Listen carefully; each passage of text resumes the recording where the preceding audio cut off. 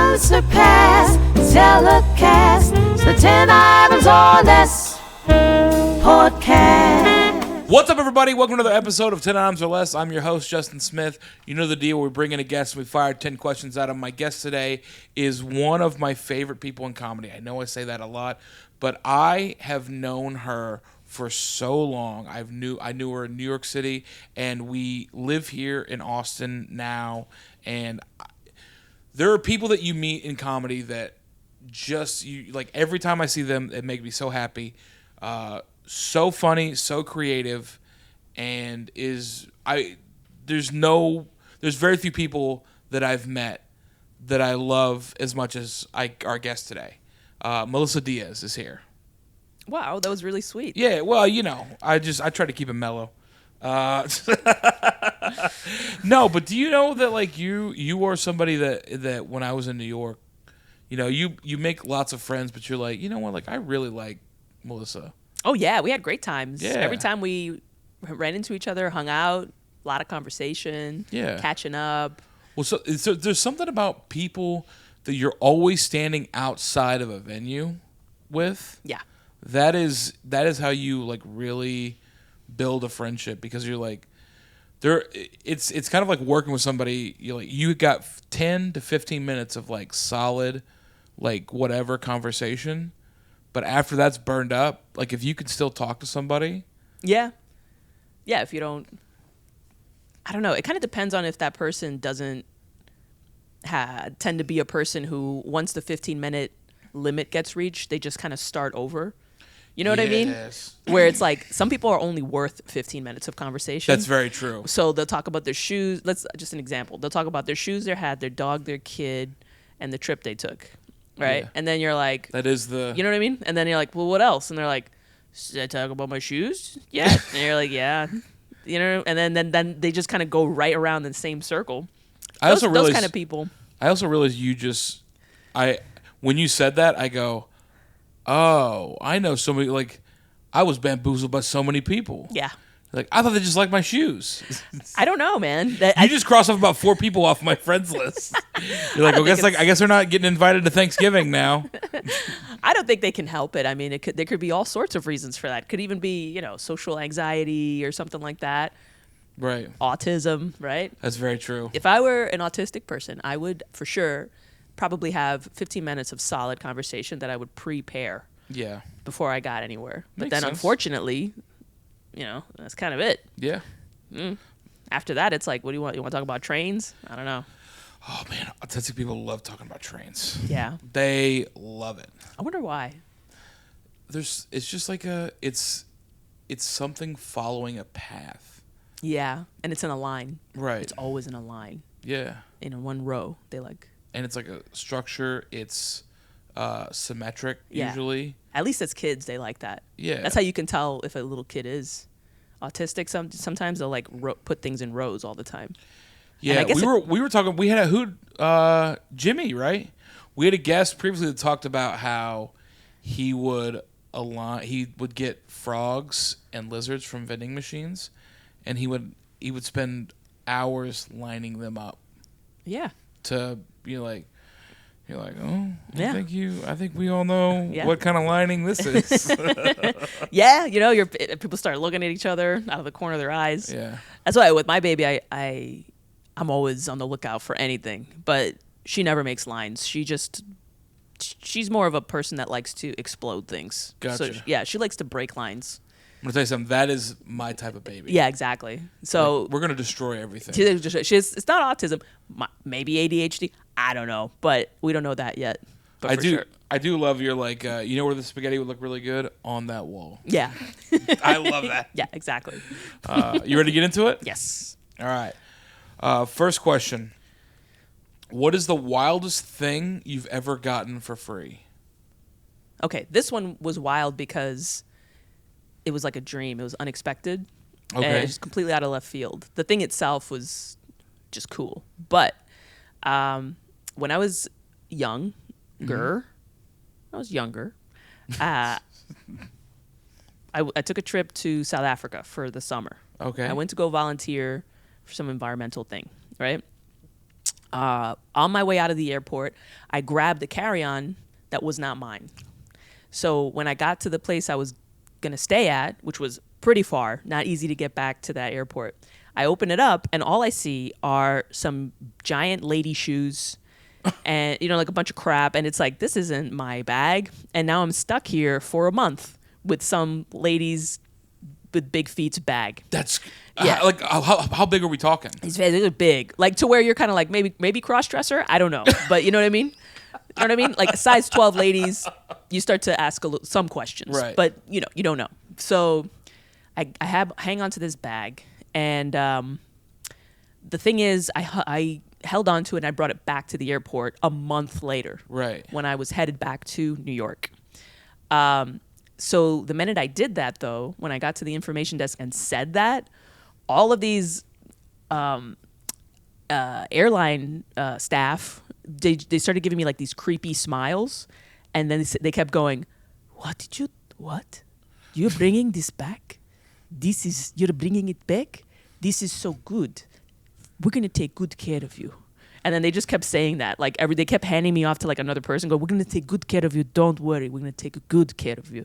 And then I was like, okay. So then finally I get to the waiting area. I just want you to know, hearing that in that accent, you're like, I don't think they're going to take care of me. Yeah, I think I'm going to end up at the bottom of a plane. Yeah. If I hadn't been so sleep deprived from the trip back to Cape Town, I would have been more creeped out. But I was just kind of like, all right, whatever. So then I go and I pass out in a bench in the waiting area. I almost missed the plane. So now I hear them going, Melissa Diaz, our plane is going to take off. And I like, oh my God. So like I'm running now, half asleep. I get to the airplane. And they're giving me the creepy smile again. They're like, oh, you're Melissa? Right this way. We're going to take good care of it. I'm like, what is going on? I'm going to tell you something. I'm not getting on that plane. There's so no chance. Everything you described, you're like, absolutely not. No way. I'll take a bus. I'll figure it out. Let me point me to a harbor. Yeah. I'm going to jump on a cargo ship. It's so creepy. But there were just so many confounding factors that were making me not pay attention, so I was just like, whatever. So then they take me to the plane. And, you're used to getting on the plane and going through the line, right? You get to the first class, business class, and then your seat, right? Right. So I get in the plane, they get me to the first class, and they seat me in first class. So basically my reward for returning this suitcase, they decided to give me a spare first class seat to take to my trip back to New York City. So I get to ride first class the only time I've ever done that in my whole life, maybe even ever will. And it was amazing. Yeah. It was wild to me because, it's also a long flight, right? And it was a long flight. Oh. And it was like, there was a layover. So it was still long, though, because it was like the southern tip of Africa all the way to, where was it? I think I stopped over in London, I'm pretty sure. And they give you first class from London to United States? States? Full first class, and they were like extra nice to me because of this suitcase thing. So they were even nicer than they were to the other people in first class. They were giving me like extra desserts and drinks, and they were like, "Want anything else?" And first class seats are like reclinable. Oh, I'm aware. And then they had this was Lufthansa, I think, and they were Lufthansa was balling back in the day. So it was like recline into this like shell. So you're just like in your own space, and it was just so amazing. And the seats vibrated. You can get a massage in your seat, and the food was amazing. It was so amazing that I get actually pissed off now about the food that they do give people in the regular seats. Oh, because wow. It's like if you could bring the rich people this kind of cuisine, you could give people a plate that doesn't have mold in it, right? I mean, it does. You can. It is funny that once you experience first class, you're like, you get like apartheid type stance. You're like, yeah, everybody should be treated the same. Yeah, exactly. I'm a full-blown communist, but only when it comes to airlines, nothing else. Yeah, I mean, just only that. So essentially, they handed you like a $10,000 ticket. Yeah, basically for free for returning shoes. Yeah. Which, I mean, I guess now that I've said that, cat's out of the bag, I feel like people might steal luggage now and then return it. Oh, they're not doing it now. But they will, eventually. But that was like a really great, awesome thing that happened.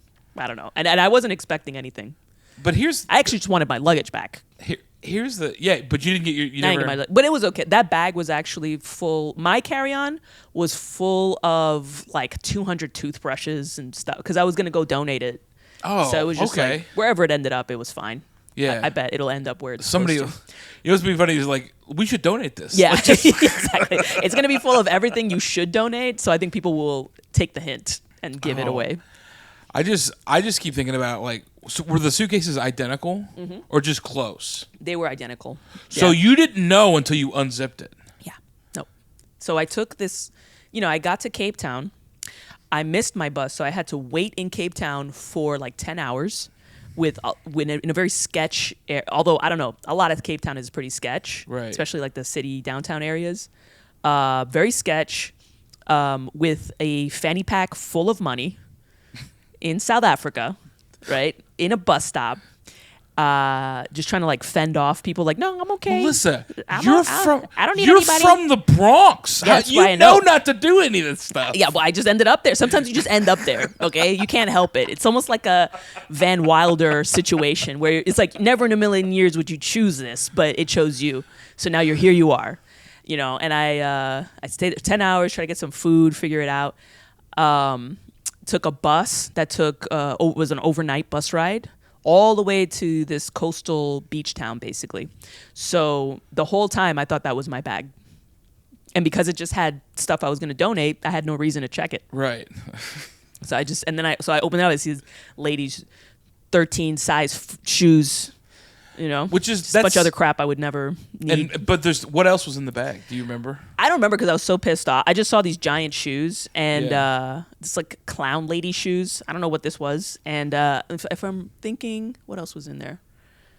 Like some slacks, those shoes, and maybe I didn't even look too hard actually. I think I just saw the shoes and I was like, great, and that was it. I mean, can you imagine what I always think about? Like, if you got switched with somebody, where were they going? Because all my brain goes to is if you have shoes and slacks.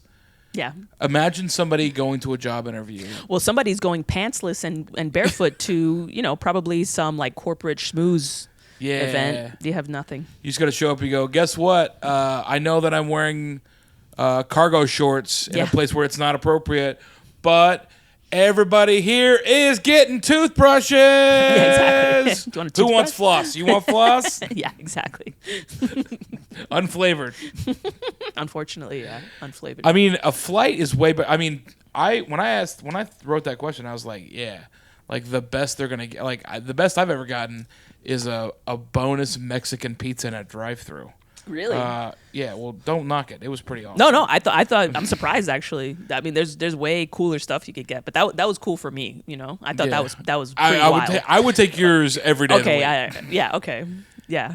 You're like, especially like if it's the only time, you ever fly first class Ever. It's just you're Yeah. like, yeah, this is awesome. Yeah.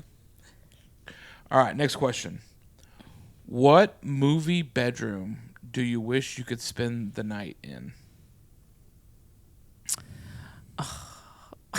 There it is. There it is. I one's love really the corny. moment when you see it land. This one's really corny though. I love corny. So, there was this movie.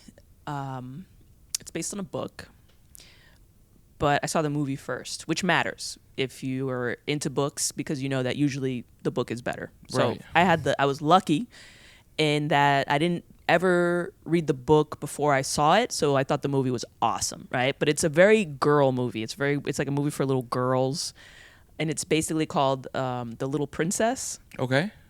And essentially, it's about this little British girl who grows up with her family in colonial India, with her father. I think it was mainly her father, but he has to go to war, and so she gets sent back to the UK to attend a all-girls boarding school while he's away at war. Okay. Right? But he loves her so much, and so he gives her everything, right? And she's also very precocious. She likes telling stories, right? And so the headmistress of the school hates her She hates her joy and her hope and her stupid stories. Yeah. And the fact that she's been to India, like she just hates this little girl just for 'cause. spite. And whatever. So she's always trying to antagonize her, but she can't because the girl, she's supposed to be in this school. Right. So what happens is the father disappears in this war. And so then the girl has no sponsor, nobody to be her guardian. So she ends up being a ward of that girls' school. Okay. So the headmistress, I'm already tearing up. This movie is the best. So the headmistress, is a villain of the movie, right? Right. So she goes, get out in the attic. You're gonna wash the floors, right? So that she just, she's like she's such a great evil lady, right? So she just makes the girl live in this drafty attic, and she has her like mop the floors and scour the pots, right? She just makes her into like a little scullery maid, and it's just her and then this other little girl maid who's in the attic with her. It's wild. I can see you tearing. It's such a sad. It's so beautiful. I'm serious. I cannot talk about this without like tearing up. So she befriends the little girl in the attic, right? Tells her stories, and they try to stay warm together, right? Mm-hmm. So. And then what happens is. So, in the upper floors of a building adjacent to this attic, the attic has a giant window for some reason. I don't know. That's not really good insulation, but whatever. So, that's the way the old houses were. That's how there's no air conditioning, so you had to open the top window. Yeah. Yeah. So, this just so happens to have been this mysterious man who was moved in with this wealthy man that lives in that building with a Sikh from India. The guy's from India. Okay. The man has amnesia. He's blind. He's in a wheelchair. He's being taken care of by this rich man. Right. The Sikh is living upstairs. I guess everybody who's poor lives upstairs. That's true. So they really do. Yeah. So if you ever lived in a walk-up, you know. Exactly. I guess you're on the 4th floor. I guess some things never change. So. Yeah, I don't know. I don't know if the Sikh had like have his friends help him move up there for roadie rolls, like the way we get pizza for our friends moving them in. But also, it's very funny to be like you're having a tough time, but across the way you see somebody in a wheelchair that's blind. Yeah, you're like, man, maybe it's not so bad up here, Exactly. So the Sikh is upstairs, right, with the guy. So the Sikh sees these two little girls, and he hears her little stories and their beautiful stories about India, right? He's a Sikh from India. Of course. So he's over there just like pomading his like mustache, as they do, and like kind of observing. And he comes up with a plan to help these little girls. Right. So they go to sleep one night. They wake up. The whole attic has been transformed into a beautiful bedroom for both of them. That's the bedroom. Yeah. Oh, and bonus, at the end, you discover that the blind man with amnesia is her father. He survived the war.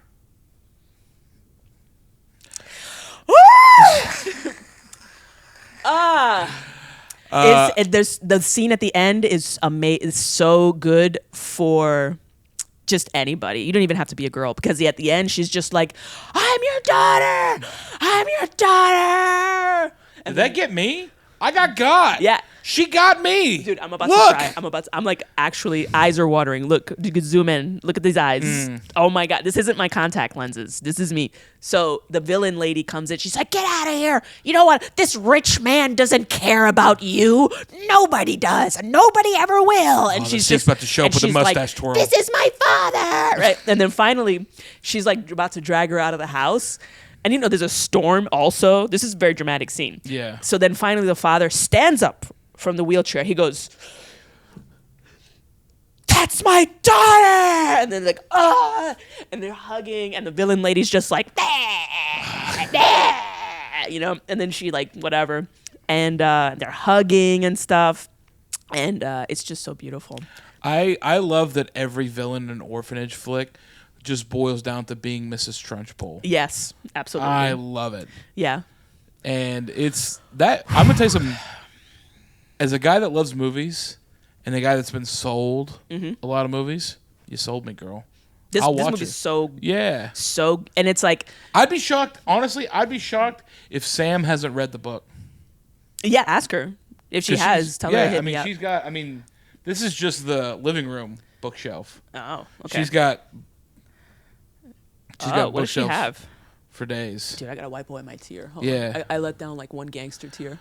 Okay, Yeah. I'm done. Also, this was I in the middle of you just weeping on my. I was not weeping on my funny podcast. It was very to be like, man, I should have buried this question a little deeper in the. Dude, I mean, like, is it? This is what's so great is like somebody that's very like. Thoughtful in their questions, and then versus somebody like me, you're like, I got a first class flight. You're like, I got a Mexican pizza. You're like this bedroom, this orphanage, this girl defeated the odds. You're like, I don't know, man. Maybe the Three Ninjas with the light. You know, like that's how. Wait, is that your answer? It's one of them. I want to hear. I mean, like the Three Ninjas bedroom because they have a very cool ninja painted on that. Ninjas? Yeah, Dude, those were one of the best. Those are some of the best movies I ever saw as a kid. Acting, Three Ninjas were so cool. Acting is terrible. Here's how bad the movie is. Yeah. Okay, one of the best because like the villain or like the three guys that try to kidnap the kids, the surfer dudes. They're the best actors in the whole thing, and the best actor of the three burglars. I watched a video the other day. He was like a camera guy.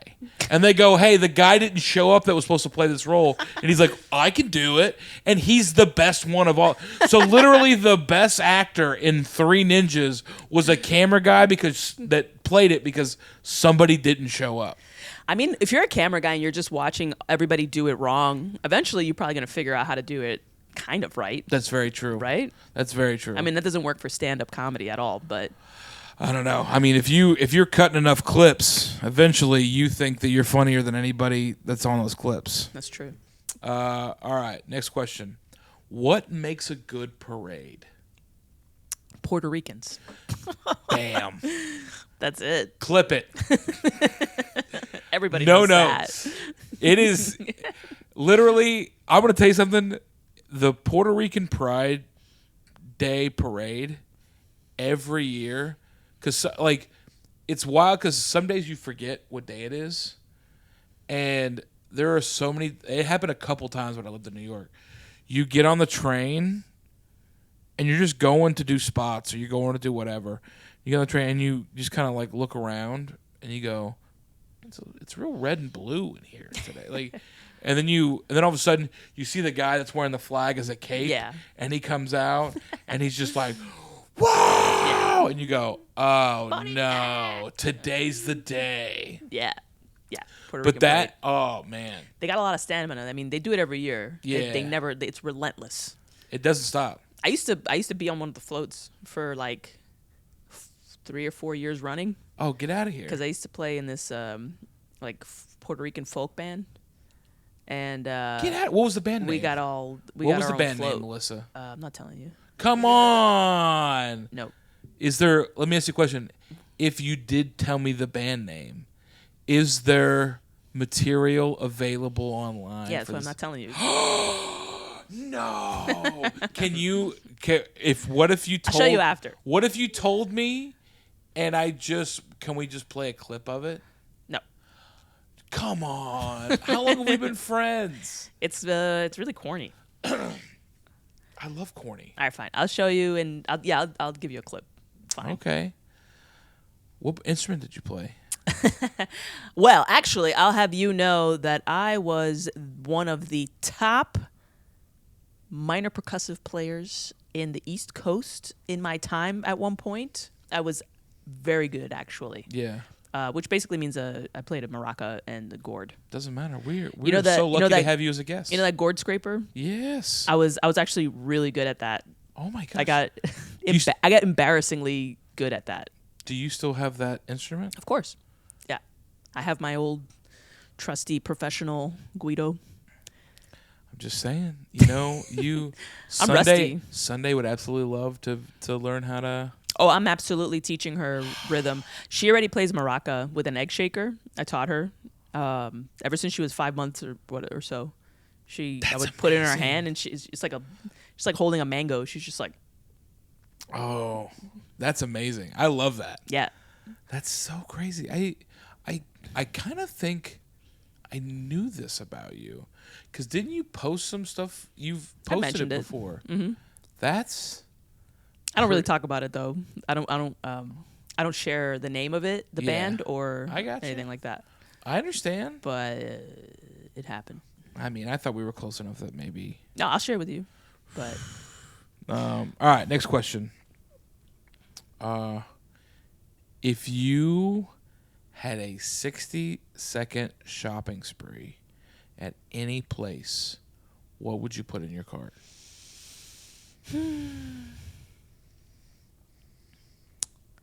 a 60-second shopping spree? 60 seconds. You got 60 seconds to wherever you're at. You just got to throw it in the cart. What are you grabbing? I would get a lot of meat.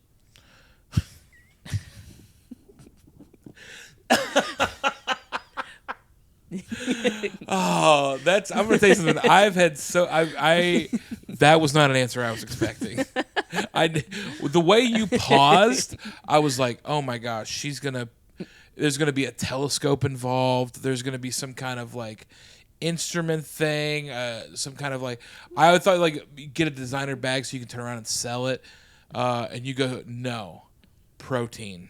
Like that's I was not ready to be like, you know what to do? I want to go to HEB and go to the meat section and rake it. Maybe like Costco, that'd be nice. Ooh. 60 seconds? 60 seconds. 60 seconds with if I just pack meat in, I could get like a year's supply of food. Because that's all I eat, really. Right. So that's awesome. Can I tell you something? I love that most people that I know, it doesn't matter what you present in front of them, an unlimited budget to Costco is most adults' dream. It's amazing. If you gave me a Black American Express and I could use it at Costco, oh, the things I would do. You get a bunch of toilet paper? Yeah. In fact, what's funny is that I think about that so often. We're just like, what if I own this Costco? Well, because you start to see the value of like your time. You know what I mean? Yeah. You don't want to, and like, there's nothing worse than the wasting of your time that you do every day for mundane crap. Yeah. You know, like buying toilet paper. It's always like when you really already need toilet paper. Yeah. Right? Then you got to run out and get toilet paper. It ruins your whole day. Yeah. Food for the house, toilet paper, like all that kind of crap. You keep saying toilet paper. It feels like there's a problem in your house. Well, I just told you I would get a year's worth of beef. So yeah we need toilet paper too. You know, it's like you're gonna be needing toilet paper. You cannot. We're gonna need toilet paper. You're probably gonna need to stop by the fiber department also. Yeah. No. We just drink a lot of water. It'll be fine. I love it. Yeah. Melissa, you crushed it today, girl. Hey, thank you. I had a lot of fun. It was great. Thank you so much. Tell everybody where they can find you. You can find me at Melissa Diaz, 4 letter U, on Instagram and TikTok. And, I got melissadiaz.com. That's my website. You can find other information, dates for shows, all that stuff. That's it. Amazing. You crushed it today, girl. Mm-hmm. Oh, actually, I do have one plug. Go for it. You can check out my YouTube channel, Melissa Splains the Classics, where I do funny essays about classical literature. Gotcha. Okay. And then at the end of this episode, we'll link Melissa's band name right down here. So, y'all were great. We'll see you guys next week.